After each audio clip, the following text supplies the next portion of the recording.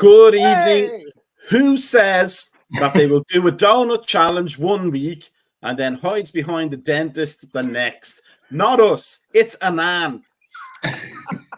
Welcome to Thursday American Scouts of TV Thursday Night Podcast, or ASTV Tinnipa if you're a cool kid, or the Oh My Tooth is a Little Bit Hurty if you're Anan, because he's not here, so we don't get to watch him eat the donuts. So we'll have to keep that for another episode.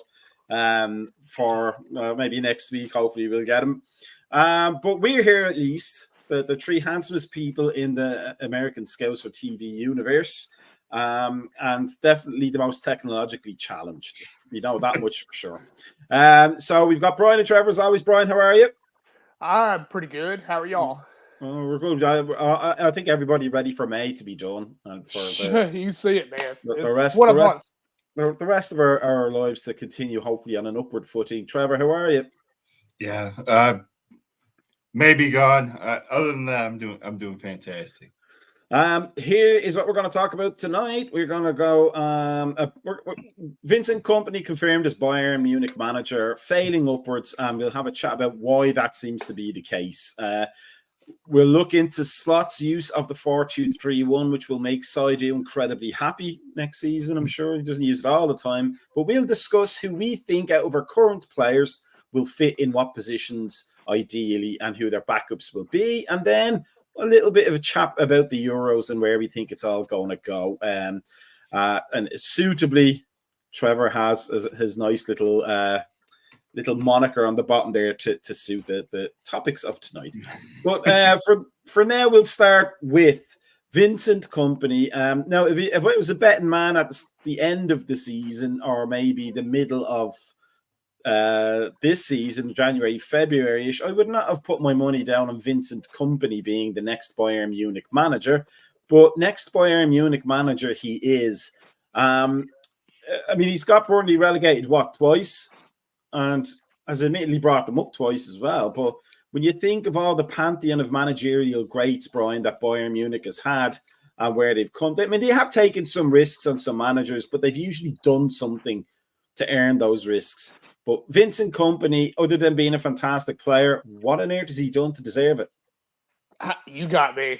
I mean, I this whole thing with going with these younger managers right there, it has me completely baffled. I mean, it's going across. I mean, I think that honestly, I think I think that West Ham made a good choice right there with putting Lopetegui in there, and I think that Barcelona made a good choice with putting Flick in there. I think that those are the only smart managerial moves right now. I mean, I guess we have to see how Slot's is going to work out right there. I mean, I think it's still a risk. I mean, we all said that right there. I mean, at least the one thing that we have going for him is that he is like-minded, like roles and things like that, and that he has for his squad. But Kompany, I just don't get it. I mean, I think that he tactically right there with Burnley, he didn't get the job done multiple times right there. I mean, you knew what you had to do in this league right there as a team that got promoted, and you continue to stay the course right there instead of going there and changing your tactics. I mean, they went out. They basically went out on all attack right there throughout the whole entire portion, and they got their ass handed to them. And so, I mean, is this what you want to go with? I'm just astounded. I really think that right there were other managers out there that you could go to, but Bayern has chewed up managers already. I mean, you had Nagelsmann they chewed up, Flick they chewed up, I mean, Tuchel right there that they just got. I mean, that they just chewed up. So I mean, I would probably go with the Zerbi probably more so like than that. I mean, at least he has a more continental type of feel to him and all that. I just think that Kompany's not going to be a good choice. But I mean, hey. I'm sure the Dortmund supporters and Xabi's Leverkusen are probably sitting back and saying, okay, this works for us, because I don't think that Bayern's going to go there and be able to achieve anything with that. And I can't wait to talk to my friend who's a big Bayern Munich supporter and see what his opinions of this are.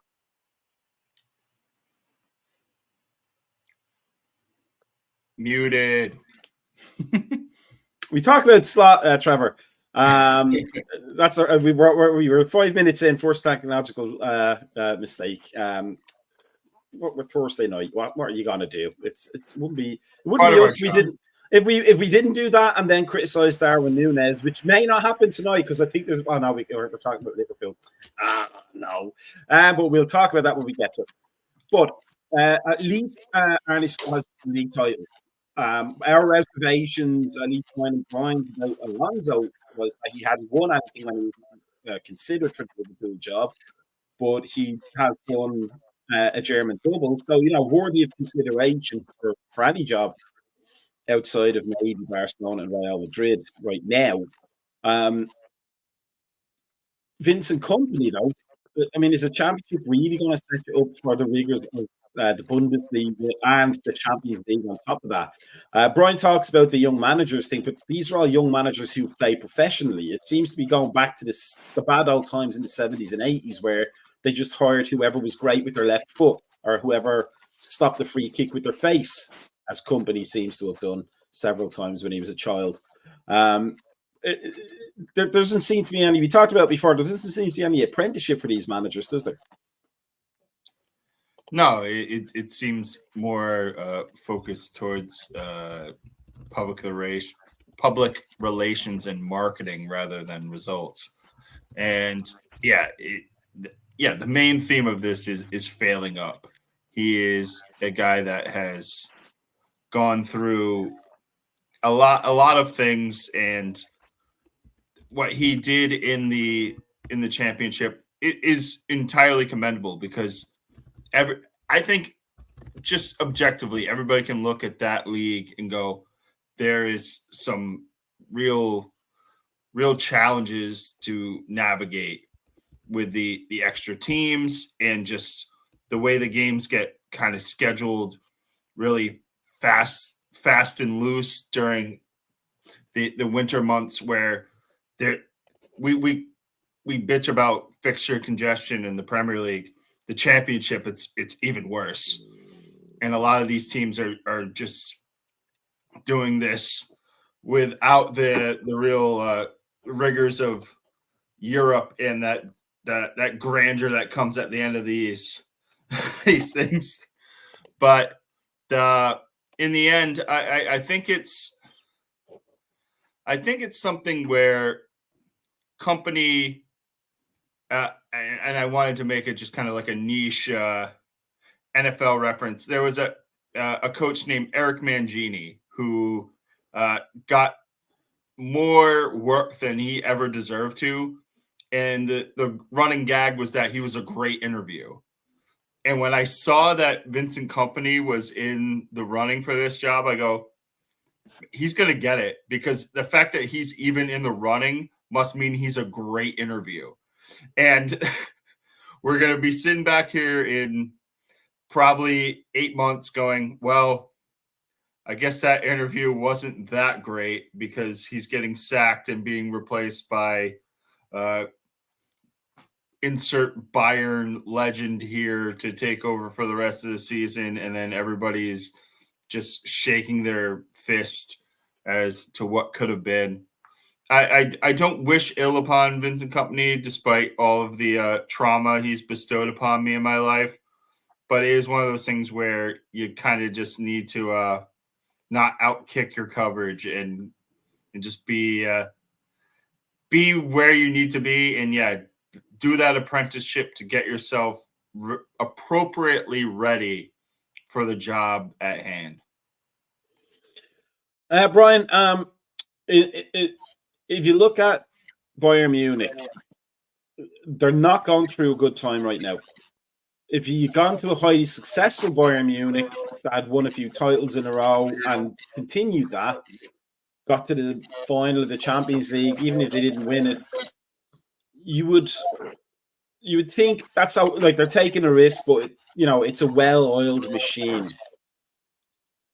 Is there a part of Bayern Munich that are thinking he's used to working with damaged goods, so that makes him make sense for them, or are they hoping that this was just a blip and then he's going to ride the crest of a Bayern Munich wave next season, despite the fact that Alonso's staying with Leverkusen?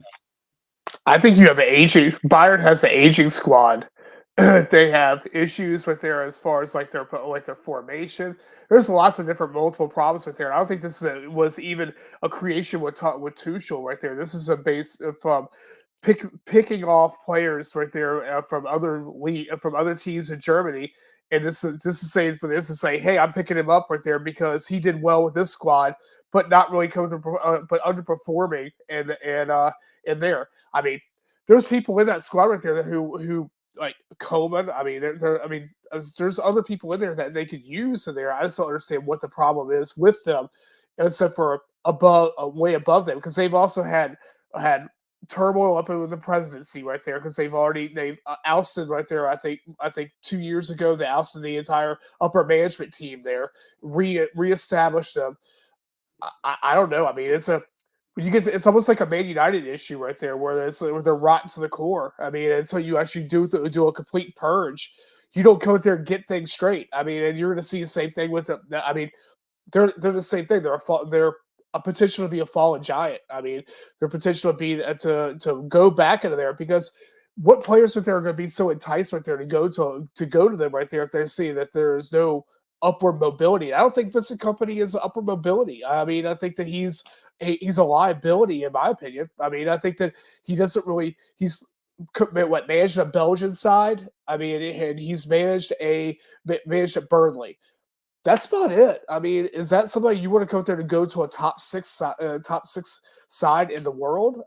I don't see it. I mean, so there's more problems right there with that squad. And I'm dumbfounded with that they chose Kompany to go there to steer that course. I'm not sure I could agree with you about not being upwardly mobile, because I've seen the shape of his head, and that definitely is upwardly mobile, that head. But Trevor, if you're and this goes for anybody who's watching, if you are partial to the Bundesliga and even partial to Bayern Munich, please put something in the comments for us, because we're pretty much like blind on this. But if you're a Bayern Munich fan and you've been linked with Nagelsmann, you've been linked with Nagelsmann. I think it was a possible return, wasn't it? That was one of the rumors going around. De Zerbi, Thomas Frank, even from Brentford. Maybe Arne Slot, maybe Ten Hag going across or something like that. Despite all the Man Unitedness, the guy still won trophy with that Man United team. I think that's up there with Mourinho doing it. But then you wake up this morning and you see it's Vincent Kompany. I mean, what are you thinking as a Bayern Munich fan? I mean, that would be, to me, that's almost akin to us waking up one morning and seeing Roy Hodgson was the new Liverpool manager. Yeah, it is, and it goes back to what I was saying, where there's levels to this game. There's these things where you kind of have to have that. I don't want to say like a resume, but you kind of have to have that pedigree, and people want to. And we've talked about this throughout all the shows, where it's just like, oh well, Arne Slot only did it in the Dutch league, but like. That he was on the upper echelon of the Dutch league. He got to a European final. He got a title with them. They did. He moved a European final that they were a great goalkeeping performance away from winning, because that Roma goalkeeper was on fire that day. Exactly. It took a Thibaut Courtois-esque type of performance to keep them out of the library of European champions. The biggest thing that I see with Kompany as being, apart from his head, well, you can see it's one of those enigmas where is it too big? Is it too small? He gives me a lot of from not the Super Mario video game, but like the movie where they had the guy in his head. It was just really like lizardy and too small. And if that's like 8 font, and then you take Vincent Kompany and you just make it 10 font, that's kind of where he's at on that front. But my biggest thing with him is they talked about him winning the championship, and I will put the flowers at his feet for winning the championship in the manner that they did. but he immediately showed his lack of adaptation when he came to the Premier League, because people want to shit on Ange Postecoglou for what his stubbornness with Spurs, but Spurs' roster, if they figure it out, Spurs' roster is a Champions League roster. Burnley's roster is a you're getting fucking relegated immediately roster. And for you to not make any adaptations to that jump in competition is just that's a red flag from the jump. Where you're going, I'm looking at these players, and yeah, it's great to have faith in your players, and you have to back them.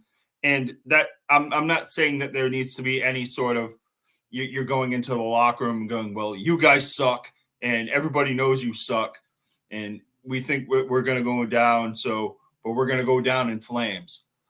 You as the manager have to go through the motions to put your team in the best position to succeed. If that means going in to certain fixtures and just going, well, how y'all feel like playing nobody over the center line today? All right, that's what's going down, because we got to go get a point away so we don't get bounced out of this league. And there was never that with him. The only couple of games after the starting keeper Trafford got hurt, the guy, I think his name's Muich or something like that. It took some absolutely otherworldly performances from their keeper to go get points in any of these games, because he didn't do his defense or his keeper any favors with the way he set that team up a lot of times. And that should be something where you're going into a Bayern team that, yeah, there's going to be a lot of turnover. There's a lot of guys there and that. But if you are setting up Manuel Neuer to fail, he's going to get you fucking bounced out of there. This isn't a third string keeper who has no say in the matter. If Manuel Neuer thinks you're trying to sabotage him, you're going to be on the street. So if company doesn't come in with anything resembling a strategy, we're going to be talking about him coaching probably like VVV Venlo in 10 months. So enjoy the buyout when it comes, Vincent, because you got to do better than you did at Burnley. Brian, to kind of compound that, I believe I read before we went on there, Enzo Maresca is going from Leicester to Chelsea on a 5-year deal, I think.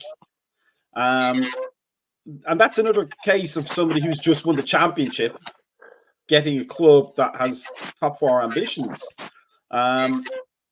What is the attraction to Maresca? Because, I mean, they got relegated. They had a poor season. Brendan Rodgers just gave up halfway through, very evidently. But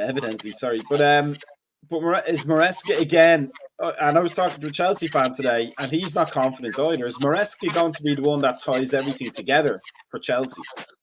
No, I mean, I could go on and on about how I feel about certain managers that were in this league last year, like Eddie Howe, for instance, right there.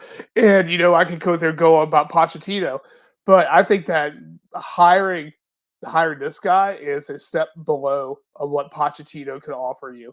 I think Pochettino was actually getting that squad together toward the end right there. They actually put together some pretty decent performances toward the end of the season.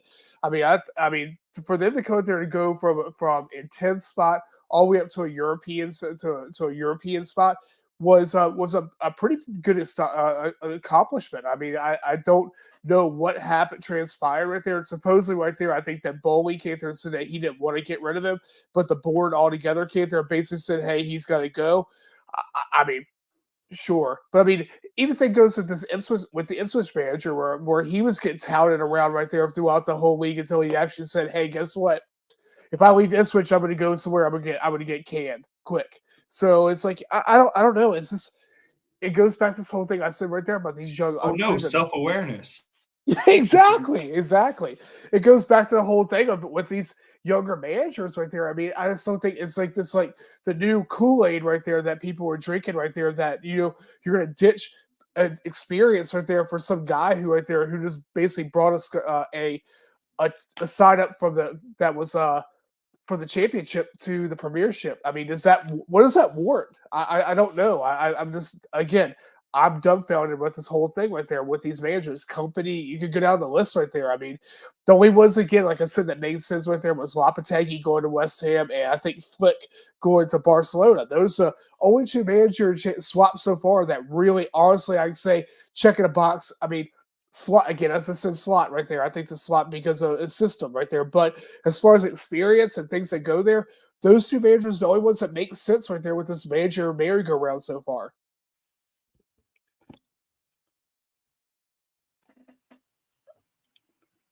Oh, I don't know how you're still muted. I was testing you guys. I was testing you. No! I was on all the time. So Philip Bidwell says, big up, guys. I'm not entirely sure whether he's saying hello or we're still talking about Vincent Kompany's head. But what we'll do is we'll leave Just that one there. Movie up. It's cool. Anyway, we leave that one there, and what we'll talk about is the manager we're going to get, Arne Slot. And we're all excited for him. I don't know anybody who isn't, and if they are, they need a slap upside the head. But what we are looking, number one, we want to see a continuation of some sorts of the philosophy of Klopp that has been so successful and that matches the style of the players we have. But one of the complaints about Klopp was that he wasn't always tactically flexible and he didn't have a plan B or pretty much any time if plan A didn't work. Arne Slot at least has a plan A and a half, even if it's not quite a plan B. So he plays 4-3-3, but he also almost equally plays a 4-2-3-1. So we thought it would be a fun thing to look at the 4-2-3-1, look at the squad we have now, with no dream signings or rumors of who might come in, but the players we have now, including players that may be like sold, like Luis Diaz or maybe Salah leaving or anything crazy like that. We'll assume they're going to stay for now at least. So we'll have a look at that 4-2-3-1 and we'll talk about who you think will be the starter. There's some obvious ones, but maybe we'll get some discussion about the other positions. And maybe people that are watching can comment on who they think, especially if Saidu is watching, who they think should play well. So we'll start with the goalkeeper and work up to the striker. But first thing, obviously, I think everybody, we'll start with Trevor. I think everybody knows Alisson's the keeper, right? If they don't, then what are you? Why are you here? I think we've all kind of resigned ourselves to the fact that Kelleher is probably getting sold this summer, much to our chagrin. But unless Adrian starts hiring the Boeing hitmen to work their way down to Brazil, I think it's going to be Alisson, 1,000%. Brian, is there a goalkeeper in the world right now that you would want ahead of Alisson? Nope, none whatsoever. So I think we're all agreed Alisson's got to be the starting keeper for Liverpool Football Club as long as he's on a contract. Now, let me say that I don't think we'll have any disagreement here either. We'll go to Trevor again. Virgil van Dijk is the left centre-back, correct? Barring catastrophe, 1,000%.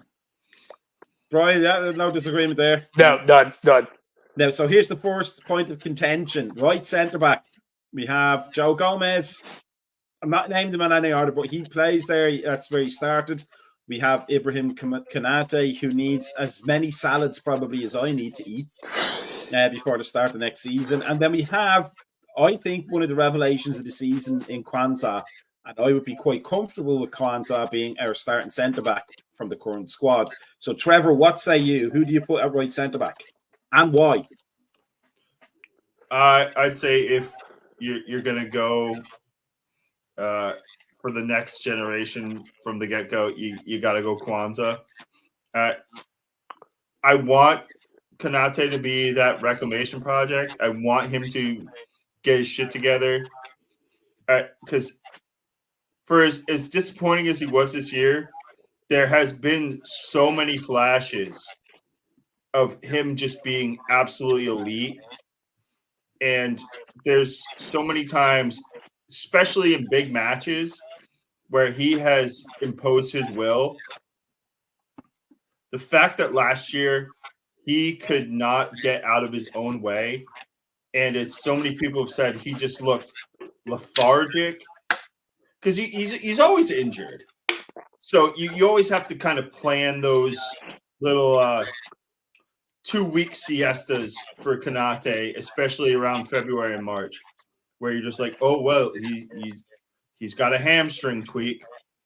It's just kind of the facts of life. But there was times where he was quote unquote healthy and he was getting healthy scratched. The same argument for Costas, where you're like, how is he not on the roster? And that probably goes down to him just being dog shit in training. So I think he needs to kind of just get his and this is the season. If he can't reclaim his spot from Kwanzaa in any way, shape, or form, whether it be I'm playing all league games against such and such, or I'm doing a cup run or anything, and he's just kind of playing sporadically, then he's got to go. And I'd say he's got to go in January. It's something where you can't really just let that mold grow. You kind of just got to bleach it and be done. Brian, any disagreement there? For you, is it Kwanzaa, is it Konate, or does Joe Gomez sneak in there as the new Beckenbauer? I'm going to go none of the above because I think that Gomez is going to go. I think that Gomez wants first team football, and I think that he's going to move on this summer. I think he's going to want to move right there because we can't guarantee him first team football. And I think that in a mid table to lower table side in this league, I think Joe Gomez will be a starter. I don't have any faith in Konate going there and staying healthy throughout through 2 matches. So I can't put him. And I think that Kwanzaa, even though that Kwanzaa right there has been a revelation, I don't think that Kwanzaa right is the answer at the moment right there. I think that as a 21 is a very young age for a center back to go there to be a world-class starter. I think that we have to go to the transfer market and buy a new starting center back that are somebody who will challenge right there with all 3 of them to go forward. I mean, there's people out there at Nacio. I think we've been linked with Honko. We've been linked with all these people right there. And I think that we need to go there and have a new partnership right there for our Verge. Because I mean, and then when we get to that, it would be nice to have somebody who's dual-footed right there, who can play right or left right there, because I think that Verge is probably going down toward the last 1 or 2 seasons left of his Liverpool career. So that way, by having the established right-sided defender, you go there you put Kwanzaa right there to learn from him and move Kwanzaa up within the next 2 seasons right there. Then you already have your back line straight. Let me go to the left side first. So one thing I noticed about slot is we've had Trent Alexander-Arnold pushing into the defensive mid position instead of being a proper fullback. But the left back has continued to do a proper left back job up and down the field. Slot seems to keep a symmetrical formation. So if Trent is going pushing into the midfield, then the left back is also pushing into the midfield, and the wide players stay wide, which we'll get to later. So if you take that in mind, Trevor, who is your left back? Is it still Robertson? Is it Gomez? Because now that's a little bit more easy for him to play. Or does does Tsimikas now suddenly have some sort of different value? I think it's Robertson until proven otherwise. Because, well, you do make the valid point that he does kind of have those lanes passing each other in terms of that overlap. I think Robbo's the most talented of that trio, and you kind of have to give him the chance to prove that he can play within that system. He's got to show you that he can't before you take him off the field. Whereas I think Gomez kind of has that more of a he's more versatile, so it may be more of a natural fit for him. I think Robbo is what he brings to the table, being able to kind of weave in and out and slip in to that defensive mid when you have those guys bombing up the left and so on and so forth. I think you got to give him that opportunity. You got to give him the right of first refusal through his play more than anything to get that nailed down on the left side. And as much as it will pain Kazi's soul, I don't even think Costas is second in the pecking order. I think even if he's on the old auction block, I think Joe Gomez is still the second guy on the left if they're going to play that way, which I think this is kind of going to be the state of affairs for the club. Brian, do you agree? I mean, to me right now, it's Robbo's position as long as he wants it right there. I mean, if Robbo wants it, and we'll see what's going to happen right there after Scotland goes there. He gets probably knocked out for the Euros, which we'll talk about later. But I mean, let's see whether that is something that Robbo is interested in doing. I think the one thing we have to actually put in there that Robbo is not a young player anymore. So these bombing up and down the field right there is probably not going to be something he's going to be able to do. And sometimes like Robertson's defensive, it does lack defensively sometimes because we've had some issues right there on that left-hand side before. Also right there, I think that I agree with Simicast. Not to go there paying Kazi also. I think Simicast is gone. I mean, I think I just don't have the faith in Simicast. I mean, yeah, he's great offensively, but again, I think he's worse defensively than Robertson is at his age. I mean, so I think that's another position right there that I think that was talking on Monday night also that we have to go back and think about going to the transfer market for. I mean, I've said right there, I think that you have to look for the future right there. And there are players out there who can play that position right there that we need to go there and have groomed right there to go forward. Because Robertson, again, he's on the other side of 30. And so, and the premiership, that's not a good number. Not a good number at all. For the right side now, because I think we all agree Robbo is the left back. But the right side's a bit tricky. If Slot does the inverted fullback type thing or the tucked in, it's not really inverted, it's more tucked in. It suits Trent down to the ground. But if he goes for the traditional type fullbacks, does anybody, we'll start with Trevor, but do you agree with me that Bradley is the better traditional fullback of the two? Trent may have the attacking flair and the talent, but his defending is rank awful at times to quite mediocre for everything he gives us going forward. Whereas Bradley can defend. I think he started as a winger when he was younger, but if he did, he's adapted very, very well. So if we assume that he's going to play the tucked in fullbacks, is Trent the better starting option? And Bradley just has to fight it out? Or if he goes for traditional fullbacks, Trevor, does Bradley get the nod, or is it still Trent for you? I'm firmly in the camp if we're going to play a double pivot that Trent is kind of going to be that quarterback of the two. You're going to pair him with a destroyer, whether that be Endo for one season or whether that is a position that is addressed during the transfer window. I think you're going to have it much to the chagrin of many of the morning fellows going around there. There's that. I think Bradley being out there and being that kind of last line of defense, especially if and moving forward a little bit, especially if we're going to keep Mo.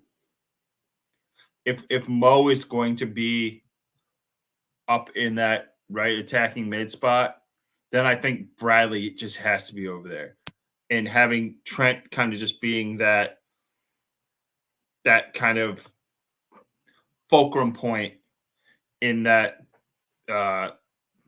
right side of the double pivot is going to just be such an unlocking thing, and being able to kind of move McAllister forward and really get a decent rotation of guys through there. Bradley is going to be able to come over and take care of a lot of the deficiencies that if it is going to be like a Kwanzaa Bradley right side, they can kind of rely on each other, where they just, it's like, I know that we're both going to have our growing pains, but you just got to look and be like, hey, we're here, and we're trying to really just solidify this side, and we're going to get through all these speed bumps together. And that I think is going to just be a huge like confidence boost for both guys, because there'll be times where, say you had a guy like Kanate over there who's established, and say Bradley fucks up or anything, and you're just going, oh, he's going to go over there and he's going to give him the what for. Whereas Kwanzaa, they're kind of on the same level, and they've been through those youth rigors together, where they're going to go, hey, next time and there's going to be, I think, a better channel of communication. So when things go wrong, they get fixed quicker, instead of they're just being finger pointing and yelling.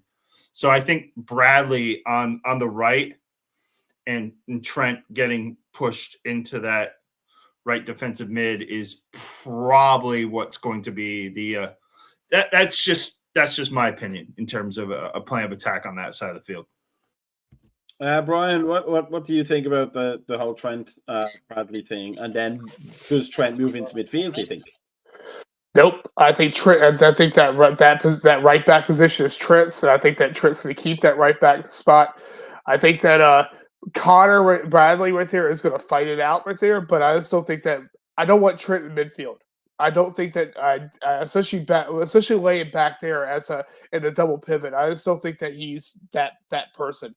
If we want Trent to go to midfield, you move him all the way up there to one of those that right side attacking midfielder right there. If we want to go to that point right there, but I don't think that Trent is that player to go there to go and play a double pivot. I think for right now, I think that position is his to lose, and I think that it's going to stay forward. Now, it also depends on what Trent's going to do with his contract too. I mean, hopefully Trent goes in and says, "Hey," puts pen to paper right there, and moves on with his life and all that.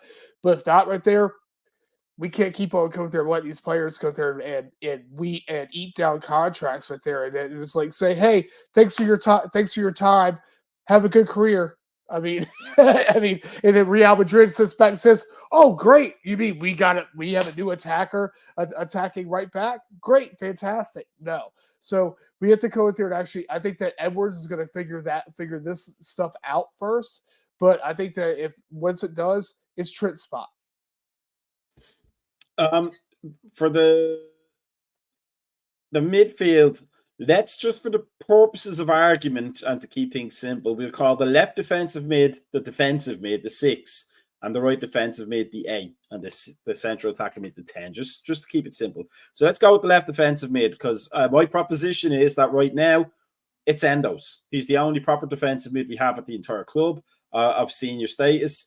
And so he will be the surefire name in the half for that position. Do you think, Trevor, that is the case? Or do you think Slot will also go for the McAllister route as the roaming number 6, a position he doesn't always seem comfortable in? Yeah, I think it is, and Cersei puts a nice monkey in the wrench, if you will. To be fair, I did say senior status, so yeah. Bojatic is a definite number 6, but he's a kid and he's coming off an injury, which is why I didn't want to name him. But look, he is an option. No, I hear you, but Endo, I think from like Jump Street, I think Endo is the guy. unless there is a significant signing in the summer. And then that's all speculation on our part at this point. And I'll sit here and I'm going. You can't have if you're going to run this thing, you can't have two people whose main goal is to just break up play, because that just I think that really stifles your club, and that's kind of why I've been such a proponent of Trent moving to the midfield in this system, because it is something where you kind of need to have that yin and yang, if you will. You got to have that guy that's going to come in and really break up play, but you also have to have that guy that makes those transitions smoother and everything. And I get it that Trent can be incredibly lazy defensively, and he's a guy that makes a lot of people's lives miserable on that side of the field. I understand that. But if you're moving him up and you're moving him just kind of inward on a more regular basis, you kind of just take your lumps on that front and hope that starting Bradley every week is going to shore up that side, so you don't have to worry about him tracking back over there, and hope that the fact that Kwanzaa and Kanate comes out of his eternal slumber to figure shit out. And if you're going to get reinforcements in those two spots, that anybody that's rotating through, and in the extenuating circumstances, if there's games where you need to go play Trent on the right, you can.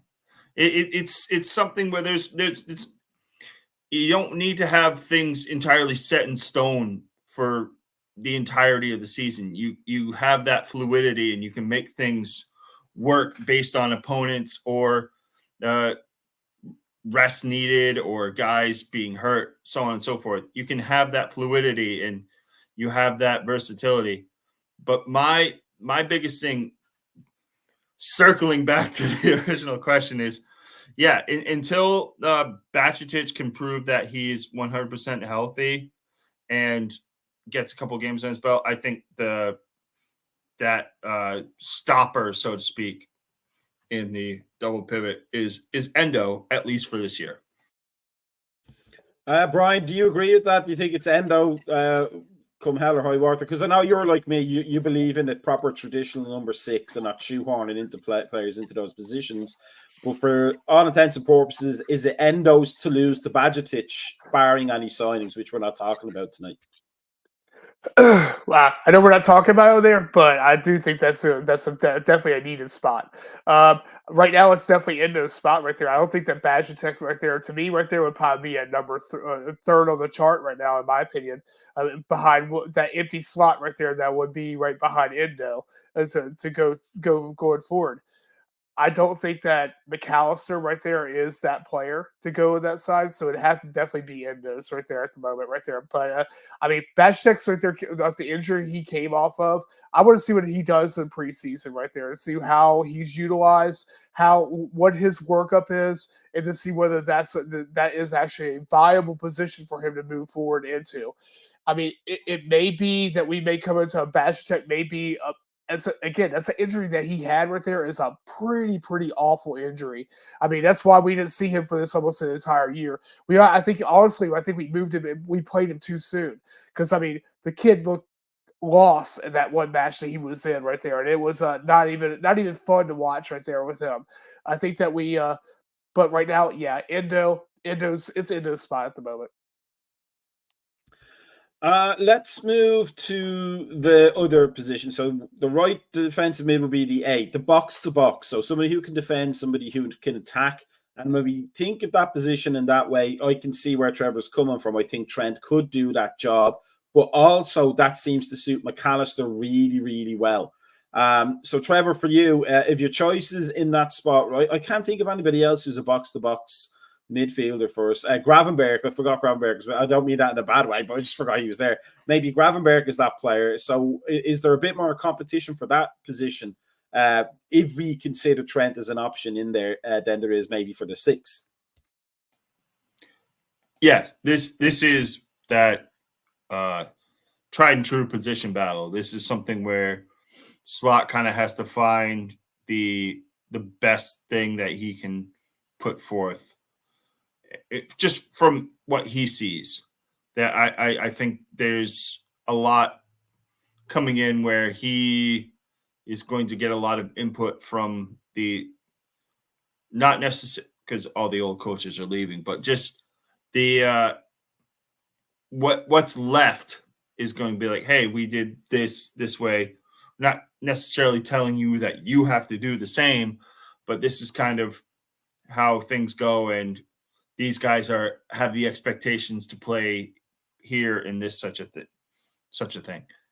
And if you're going to put McAllister as that second part of it, I don't hate it, because it allows him to kind of do the things that I was espousing that Trent would do, where he's going to just be able to get those outlet passes out and be able to kind of work through the midfield in the ways that best suit him, instead of having to go face away from his goal and kind of work backwards, where I think he gets caught out a lot. And if you're putting your people in positions to fail, and then they fail, and then you get mad that they fail, it just circles back to you. You can't. You have to give a guy like McAllister, I think, more of a free rein. That's why I'm kind of like pushing him forward, because yes, he can go make a tackle. Yes, he can go track back and do these things and kind of barrel through a couple guys to get the ball back and then work in transition. But I don't think if it's like a 3-on-1, he's not going to be that guy that instinctually can go wipe out the play, where I think Endo, that's been instilled in him for like a decade, where he can sniff out what's going to happen, and he can go do that. And even for all his faults, I think Trent, to a certain extent, if he was called upon to kind of have to back up Endo in that role, he could come over and take care of it. If we're so in a pinch, I wouldn't hate McAllister there, but I would prefer Trent. But we'll just see how.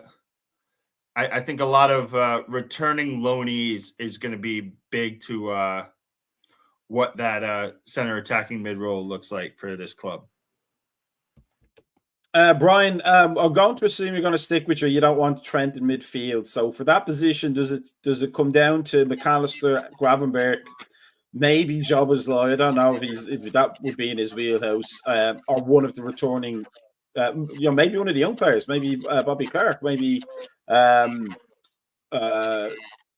was the other kid's name? Not Jordan. McConnell. Yeah, maybe McConnell. Yeah, like is there a competition there from those players, or is it a straight two-way fight for that spot for you? I think honestly, it's a straight two-way fight for me right there. It's McAllister and Gravenberch on that.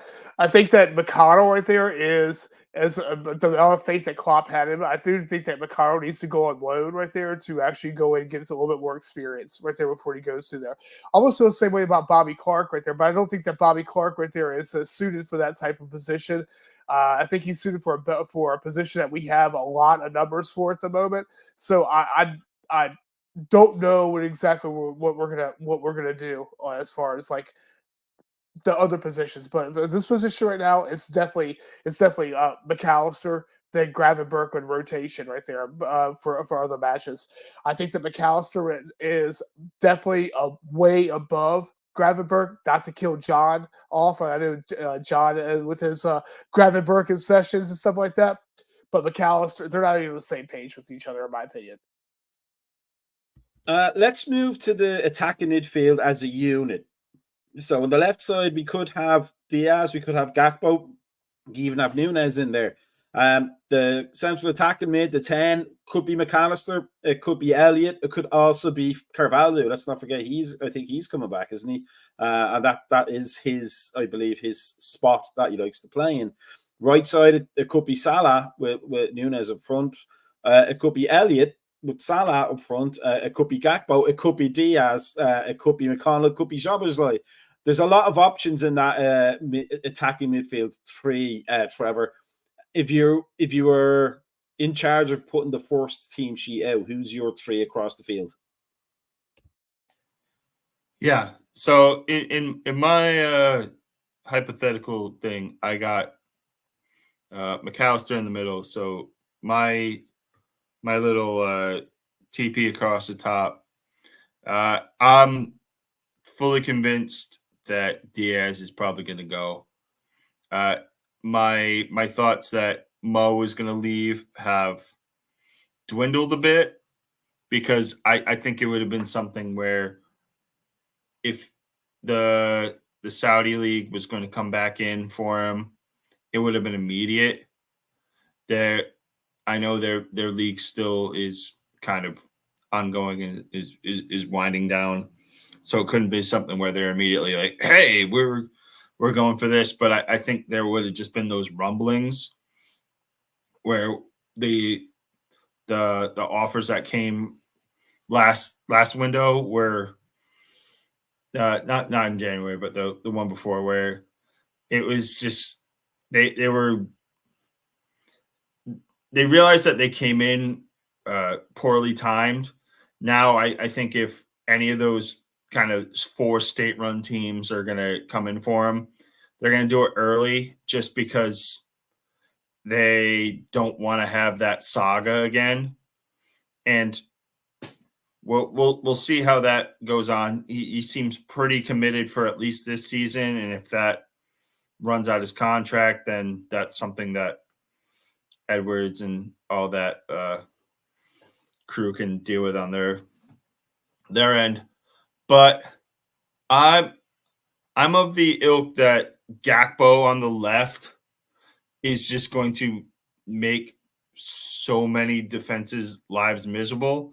And with Slot kind of being that, we'll call him like a striker whisperer, where he turned like Santiago Jimenez into a world beater, a guy who couldn't get out of his own way with Mexico, and just turned him into an Eredivisie monster. You got to at least give him a season with Nunez to figure if he can figure it out. That I want it to work. For as much as we take the brunt of the Nunez hate on this channel, it's something where I don't think they've ever been put in a position to really accentuate the positives and hide the negatives.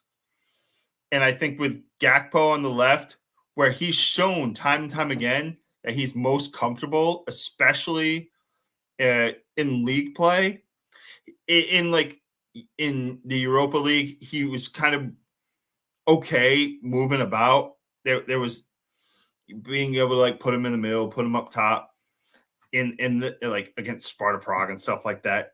Yeah, you're going to kind of be able to gloss over any negatives that come to pass. Even though against Atlanta, I think he was just I'd say neutral. He wasn't even in first gear.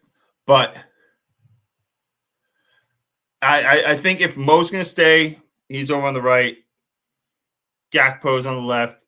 Darwin up front. McAllister in the middle. And you just make defenses piss themselves. Brian, for you, who's your left, who's your 10, and who's your right? And then by extension, who's your striker? Okay, so I'm going to go right there on my left side. Right there would be Gakpo first, and then it would be Darwin on Darwin after that.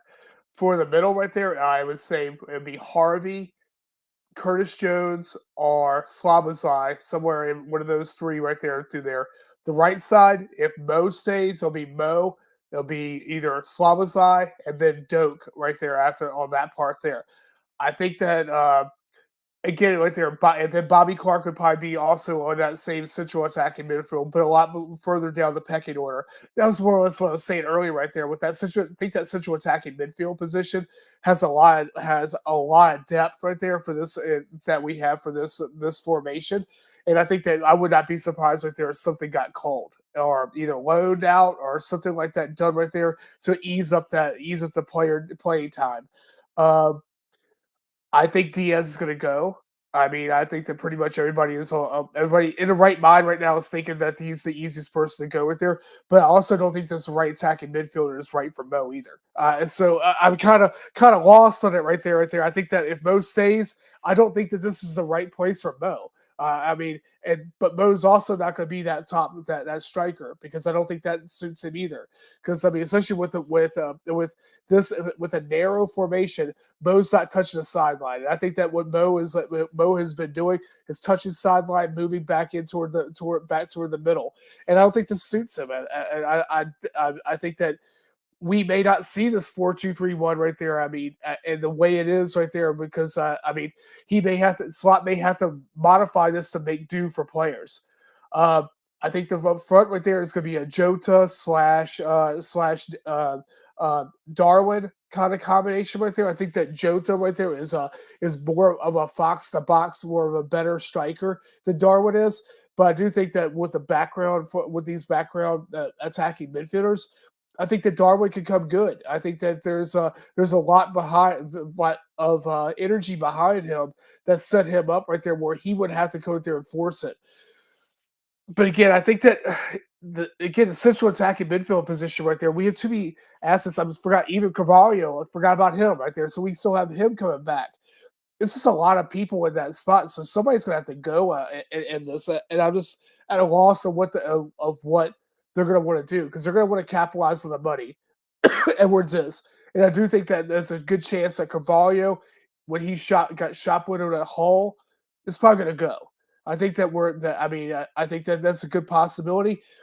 I think that even Jones is a possibility. I mean, it just depends on what we're going to do, what Slot has in his opinion right there. I think that Harvey is a commodity, and I think that we have to use Harvey. And so I just like to see Harvey in that number 10 slot right there because of what he does, versus what I think that Slabazai does. Because I think that Harvey's hate to say this right there, but I think Harvey's a more intelligent footballer. I think that he thinks through processes and things like that. I think Slabazai basically goes in and forces play. And I think without actually going through and saying, hey, this guy over here I could pass to right there for the next thing. He's not forward thinking. And I think that Harvey has the thought process like that Carvalho has for playmaking, but he also has the actual ability to shoot and the ability to go there to have offense right there that Carvalho doesn't.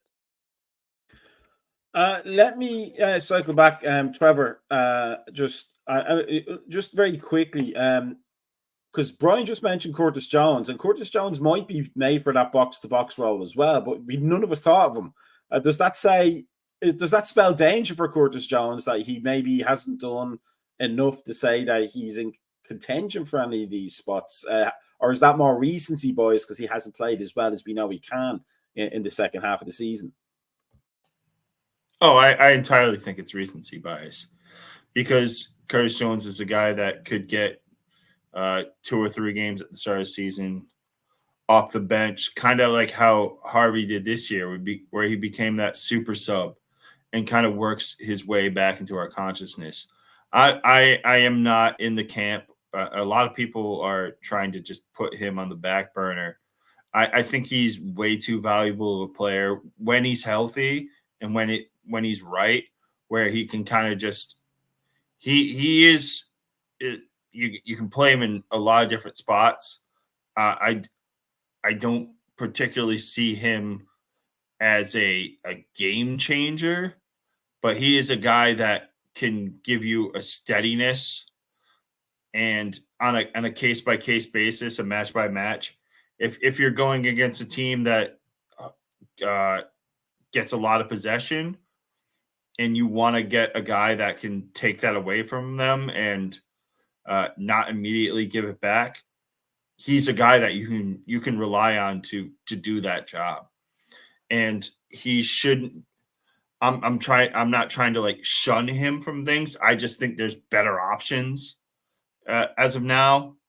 But if it came to the point where we're 10 games into next year and Bradley's stinking out the joint and we've moved Trent back over right entirely and Curtis Jones is sitting next to Endo in that double pivot, I wouldn't hate it, because you would have a guy that he doesn't have the passing range that Trent does, but he has that steadiness and calmness that I think would more than make up for whatever deficiencies you were losing from pushing Trent back over. He's not going to give you that Hendo when Trent comes in and goes back. There's going to not be a shift in defensive quality, but he's a guy that can come in and do a job and be reliable, where I think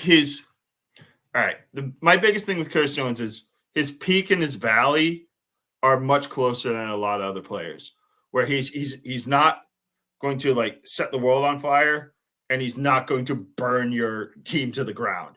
He's going to be here where he's not going to be, he's never going to be a Spinal Tap 11 out of 10, and he's never going to be a 0. You're going to get that guy that is going to give you that consistency in so many facets that I think is severely underrated. I just kind of want to have him get some bench run under Arnie Slot before we have him usurp anybody that I've put into the lineup at this point. Brian, I'm going to give you, before we move on to the last topic of the night, which we will briefly, but we haven't spoken about him. But where does Calvin Ramsey play in all this? Who? Does this player exist? Stop talking about ghosts. Yeah, but I want to kind of go second right there with Trevor about Curtis Jones right there.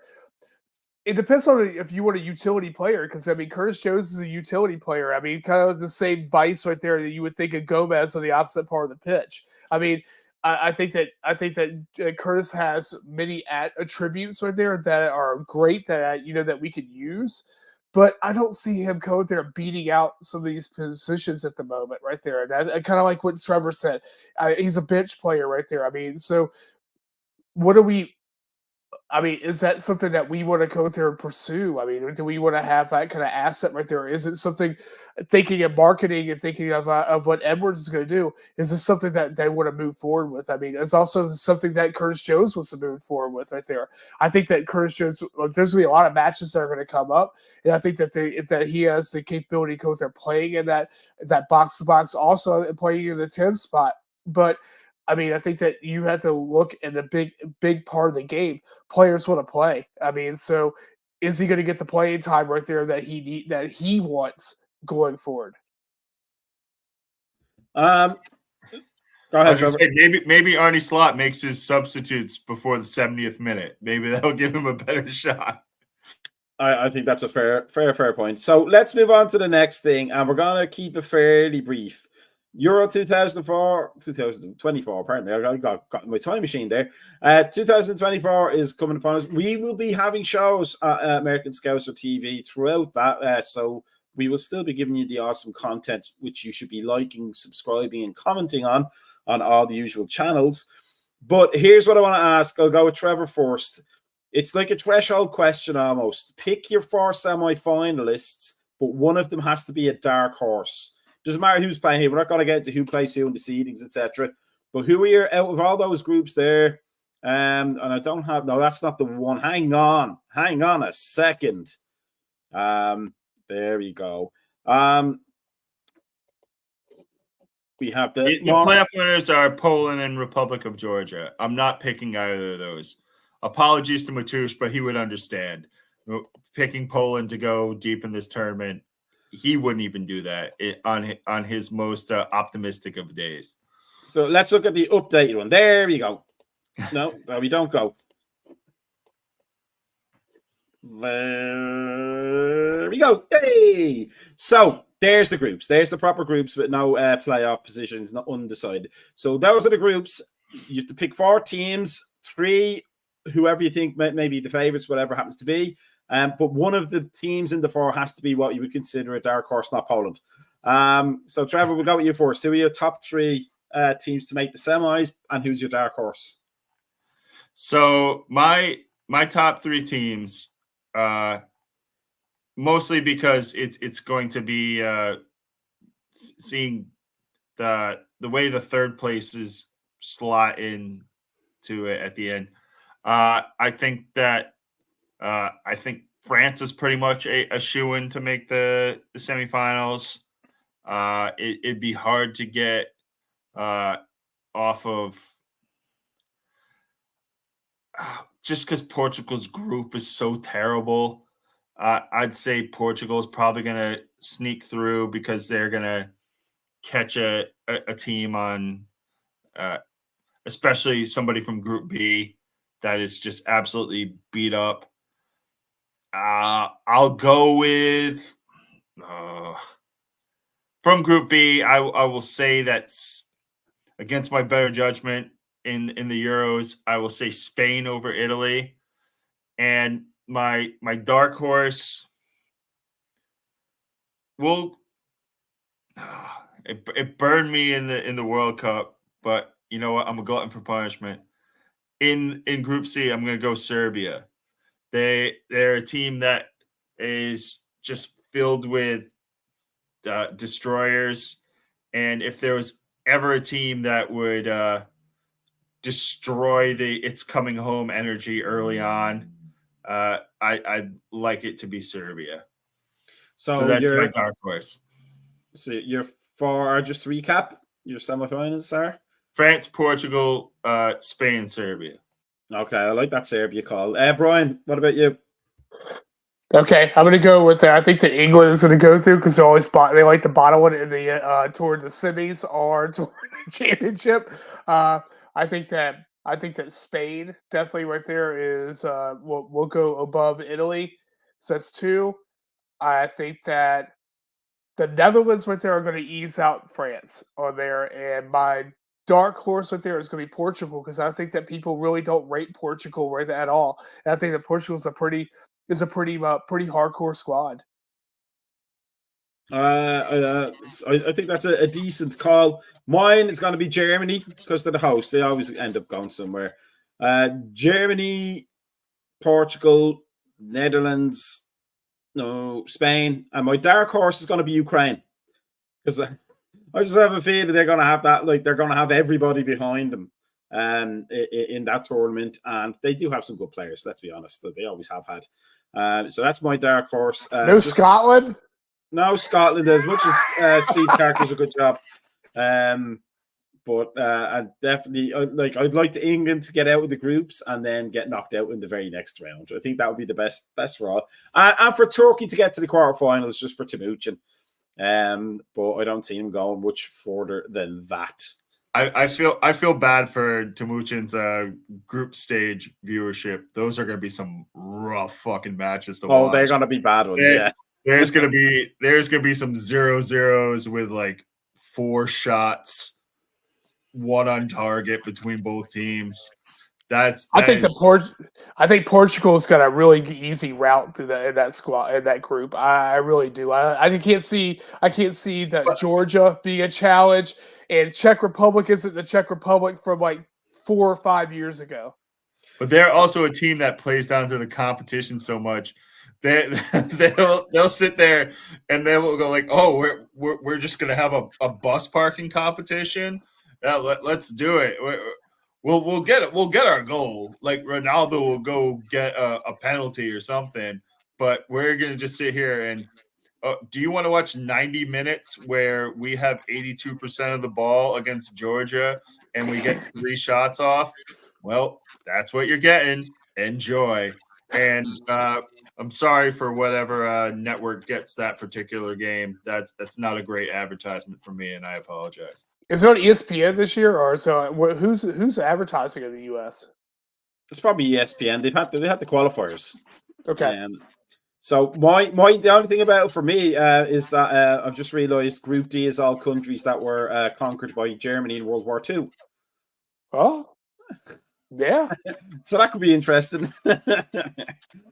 I wonder how many times Martin Tyler would have mentioned that if he was.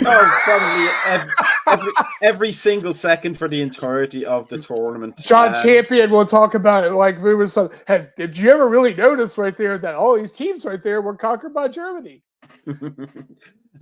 So that's the show. It just remains to say thank you for joining us all, for sticking with us for the hour and 10 minutes we've been on tonight. We had a bit of a marathon, but we're the most handsome ones. So no donuts. No donuts. Yeah, that's all on Anne's fault. But we're the most handsome ones, so you got a visual treat as much as anything else. We want to thank everybody who contributed in the comments. Suzie, as always. And no Alan tonight, so the plant's got a bit of a rest for Trevor.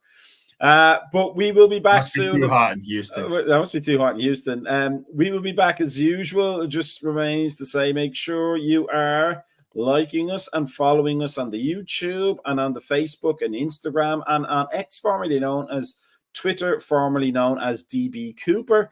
And then join us on our Patreon. We have all the extra goodies, which are exclusive to Patreon and well worth it, because there is way more embarrassing stuff on the Patreon than we get even here. And also join our Discord channel. That's where the controversy always starts, and where we can tease Anand for pretending he had to go to the dentist to get out of eating donuts tonight. But we will be back next week, I believe and hope, so that we can see Anand eat those donuts, and we may even punish him by adding more for missing out tonight. But for Brian, thank you very much. For Trevor, thank you very much for being with us. Have a fantastic weekend. Enjoy it all. And here comes the 70s porn.